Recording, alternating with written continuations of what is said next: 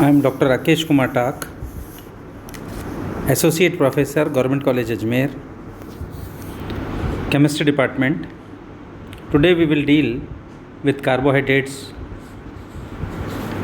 part 2, in which we will deal monosaccharides. कल जो हमने कार्बोहाइड्रेट्स की बात की थी पिछले लेक्चर में, उसमें हमने कार्बोहाइड्रेट्स के क्लासिफिकेशन और उनके नॉमेनक्लेचर के बारे में बात की थी। आज जो हम बात कर रहे हैं वो हम मोनोसैकेराइड्स के बारे में बात करेंगे। मोनोसैकेराइड्स ये सरल शर्करा होते हैं, इनका जल अपघटन नहीं होता है। कार्बोनिल समूह में की प्रवृत्ति के आधार पर ये दो प्रकार के हो सकते हैं। एल्डोज टाइप के, जिनके अंदर फंक्शनल ग्रुप एल्डिहाइडिक होता है, वो एल्डोज कहलाते हैं, और जिनके अंदर कीटोन्स फंक्शनल ग्रुप होता है वो कीटोनिक टाइप के कहलाते हैं। एल्डोज टाइप के जो कार्बोहाइड्रेट्स हैं, इनका कार्बोनिल समूह एल्डिहाइडिक प्रवृत्ति का होता है, अर्थात पॉलीहाइड्रोक्सी एल्डिहाइड होते हैं। अणु के रूप में विद्यमान कार्बन परमाणुओं की संख्या के आधार पर इनको हम ट्रायोज, यानी जिसमें 3 कार्बन हो उनको ट्रायोज, जिसमें 4 कार्बन हो उसमें टेट्रोज, और जिनके अंदर 5 कार्बन हो उनको पेंटोज, और जिनके अंदर 6 कार्बन हो उनको हेक्सोस कहते हैं। 3 कार्बन वाला जिसके अंदर CHO ग्रुप है वो एल्डोट्रायोज कहलाता है। 4 कार्बन वाला जिनके अंदर एक CHO ग्रुप है एल्डोटेट्रोज कहलाता है, और जिसके अंदर 5 कार्बन है और एक CHO ग्रुप है वो एल्डोपेंटोज कहलाता है। और इसी प्रकार से क्रमशः जिसमें 6 कार्बन वाला मोनोसैकेराइड है तो उसे हम एल्डोहेक्सोस कहते हैं। इसी प्रकार से कीटोज के जो कीटोज टाइप के कार्बोहाइड्रेट्स हैं, इनके कार्बोनिल समूह की प्रकृति कीटोनिक होती है, अर्थात ये पॉलीहाइड्रोक्सी कीटोन्स होते हैं। एल्डोज़ों की भांति कीटोज भी कार्बन परमाणुओं की संख्या के आधार पर कीटोट्रायोज, कीटोटेट्रोज, कीटोपेंटोज, कीटोहेक्सोस कहे जाते हैं। अब हम इसमें कुछ प्रमुख मोनोसैकेराइड्स का अध्ययन करेंगे।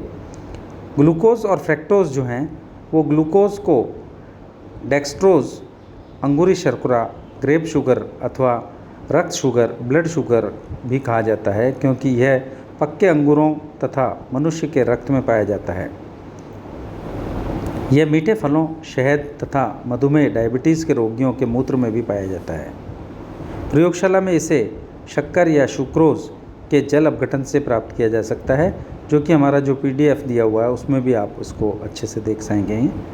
C12H22O11 अर्थात सुक्रोज का जब जल अपघटन किया जाता है और एसिडिक मीडियम में इसको किया जाता है तो ये ग्लूकोज और फ्रैक्टोज में कन्वर्ट होता है। Means when C12H22O11 plus H2O in presence of HCl, it converts into glucose as well as fructose, C6H12O6 plus C6H12O6।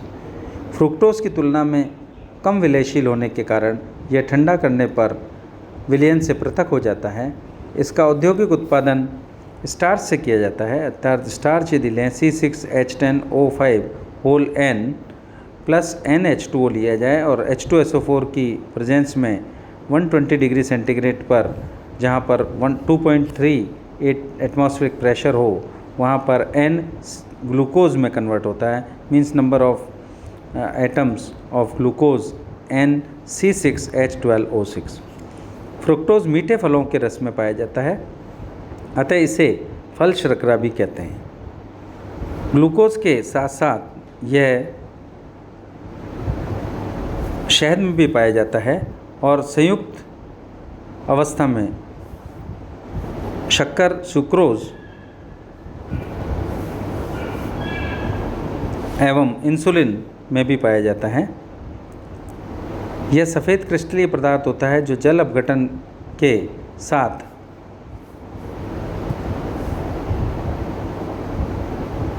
(102 degree centigrade पर पिघलता है। यह स्वाद में बहुत ही मीठा व जल के अंदर अत्यंत घुलनशील होता है। कार्बनिक विलायकों में अघुलनशील होता है। डहेलिया की जड़ों में प्राप्त इंसुलिन का जल अपघटन करके इसे प्राप्त किया जा सकता है। फ्रैक्टोज मिठास शर्कराओं में सर्वाधिक होता है।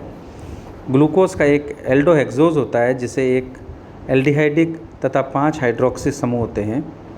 एल्डिहाइडिक समूह के कारण यह HCN के साथ साइनोहाइड्रिन बनाता है।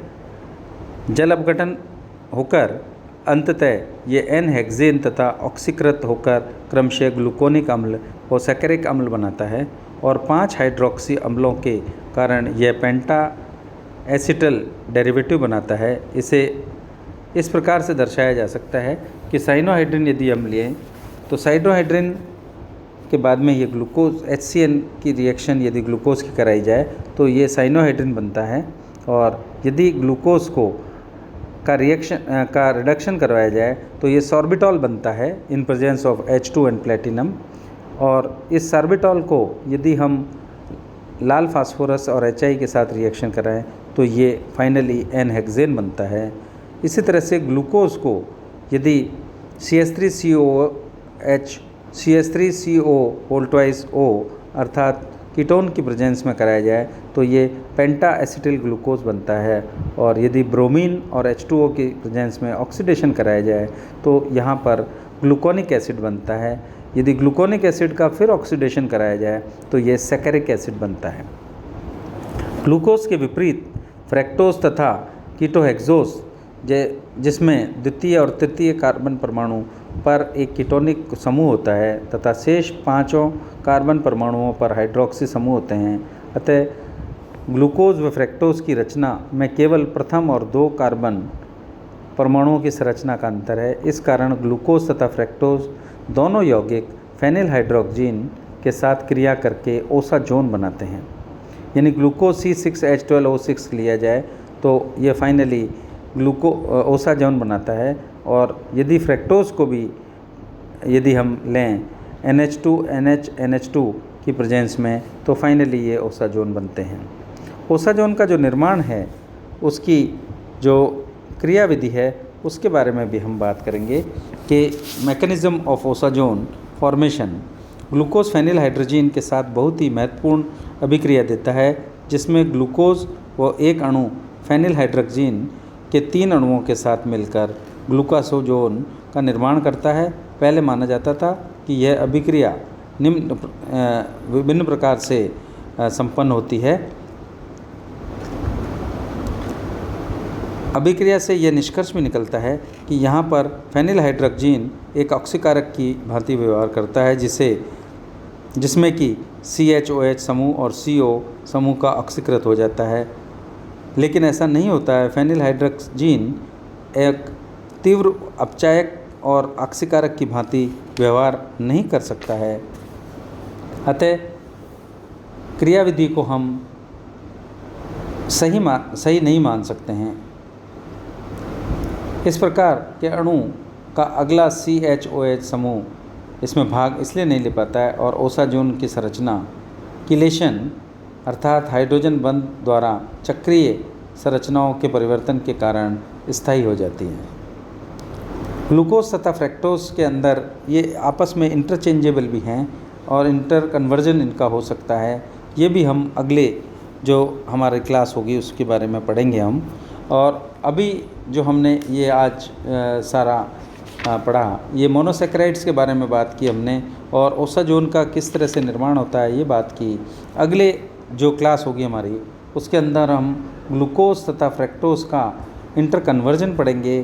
फ्रैक्टोज का ग्लूकोज में परिवर्तन यानी conversion of fructose into glucose, interchangeable जो होते हैं उनके बारे में बात करेंगे, उनकी रिएक्शंस के बारे में बात करेंगे। एल्डोज़ों की जो श्रृंखला वृद्धि है, चेन की जो इनिशिएशन को बढ़ाने के लिए को वृद्धि करने के लिए किस तरह से क्लियानी सिंथेसिस काम में आता है उसके बारे में बात करेंगे। और एल्डोज़ों की जो श्रृंखला में जो कमी आती है, शॉर्टनिंग जो की जाती है, वो रफ्स मेथड से किस प्रकार करते हैं, बॉल होल डिग्रेडेशन मेथड किस प्रकार से होता है उसको रिड्यूस करने के लिए, उसके बारे में बात करेंगे। अर्थात मुख्य रूप से मोनोसैकेराइड्स की चेन्स को किस तरह से बढ़ाया जा सकता है और किस तरह से कम किया जा सकता है। विभिन्न क्लियानी सिंथेसिस, फिशर सिंथेसिस, इसके साथ साथ जो रिड्यूस किया जाता है वो रफ्स मेथड और वोल्स डिग्रेडेशन मेथड किस तरह से काम करता है, इसके बारे में हम अगली टॉपिक पे हम बात करेंगे।